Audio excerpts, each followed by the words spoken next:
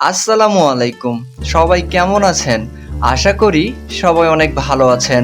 আমাদের আজকের ভিডিওতে স্কেচআপ 2021 এর মধ্যে অটোক্যাড ফাইল ইম্পোর্ট করা দেখানো হয়েছে।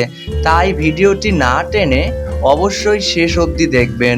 যদি আপনি ভিডিওটি শেষ অবধি দেখেন তাহলে আপনি স্কেচআপের মধ্যে যে কোনো ফাইল খুব সহজেই ইম্পোর্ট করতে পারবেন। তাহলে চলুন ভিডিওটি শুরু করা যাক। আমরা প্রথমে আমাদের যে ফাইল আইকনটা আছে আমরা প্রথমে এই ফাইল আইকনটার মধ্যে ক্লিক করব। ফাইল আইকনটার মধ্যে ক্লিক করার পর একটু নিচে আসব, দেখব লেখা আছে ইম্পোর্ট। আমি ইম্পোর্টের মধ্যে ক্লিক করতেছি। ইম্পোর্টের মধ্যে ক্লিক করার পর আপনার অটোক্যাড ফাইলটা যে ফাইলের মধ্যে আছে আপনাকে সেটা সিলেক্ট করতে হবে। যেমন আমার ফাইলটা আছে লোকাল ডিস্ক এফ এর মধ্যে। যদি আমি একটু নিচে যাই, আমার যে ফাইলটা আছে ড্রয়িং ইম্পর্টেন্ট ফাইল, আমি এই ফাইলসের মধ্যে ক্লিক করলাম। ক্লিক করার পরে একটু সময় নেবে, আমরা একটু ওয়েট করতেছি এটার জন্য। এখানে ইম্পোর্ট করা হয়ে গেছে। দেন আমাদেরকে এখানে ক্লোজ আইকনের মধ্যে ক্লিক করতে হবে। ক্লোজ আইকনের মধ্যে ক্লিক করার পর আপনাদের সামনে আপনাদের যে ফাইলটা আছে এই ফাইলটা এখানে শো করবে। আপনারা একটা বিষয় লক্ষ্য করেন যে এখানে যে লাইনগুলো আছে এই লাইনগুলো কিন্তু অনেকটা গাঢ়, আমাদেরকে একটু হালকা করতে হবে। তার আগে আমাদের একটা কাজ আছে, সেটা হলো যে আমি যদি এটার মধ্যে ক্লিক করি আমার দেখেন সবগুলো ফাইল কিন্তু সিলেক্ট হয়ে যাচ্ছে। অর্থাৎ আমাদের যে পিকচারগুলো আছে আমরা যেগুলো ইম্পোর্ট করলাম আমাদের সবগুলা একসাথে সিলেক্ট হয়ে যাচ্ছে। আমাদেরকে এটা এখন এক্সপোর্ট করতে হবে। এক্সপোর্ট করার জন্য আমরা এখানে ক্লিক করব।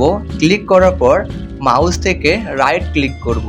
রাইট ক্লিক করার পর আমাদের যে লেখা আছে এক্সপোর্ট, আমরা এখন এই এক্সপোর্টের মধ্যে ক্লিক করব। আমরা যখন এক্সপোর্টের মধ্যে ক্লিক করব, এক্সপোর্টের মধ্যে ক্লিক করার পর আমাদের সামনে এমন একটা ইন্টারফেস শো করবে। এখন যদি আমি এখানের মধ্যে ক্লিক করি, দেখেন জাস্ট শুধুমাত্র আমার এইটাই সিলেক্ট হয়ে যাচ্ছে। আমি যদি এই লাইনের মধ্যে ক্লিক করি, দেখেন আমার শুধুমাত্র একটা করে লাইন সিলেক্ট হচ্ছে। আমাদেরকে এখন যেটা করতে হবে, আমি যেটা প্রথমে বলছিলাম যে এই লাইনগুলা একটু গাঢ় দেখাচ্ছে, এটাকে একটু হালকা করার জন্য আমাদেরকে এই ভিউ আইকনের মধ্যে ক্লিক করতে হবে। ভিউ আইকনের মধ্যে ক্লিক করার পর একটু নিচে যাব, দেখবেন লেখা আছে ইড স্টাইল। আপনারা এই স্টাইলের মধ্যে ক্লিক করবেন। ক্লিক করার পরে এইদিকে আসবেন, লেখা আছে প্রোফাইলস। এই প্রোফাইলসের মধ্যে টিক মার্কটা তুলে দেবেন। তুলে দেওয়ার পরে দেখবেন যে এটা একদম হালকা একটু গাঢ় হয়ে গেছে। আমি এটা কেন বললাম, এটা বলার কারণ হইল যখন আমি একটা লাইন নেব, সাপোজ আমি একটা লাইন ক্লিক করলাম। ক্লিক করার পরে আমাদের যে লাইনটা আছে মাঝে মধ্যে একটু ভুল হতেই পারে। সাপোজ আমার লাইনটা একটু এই দিকে এসেছে।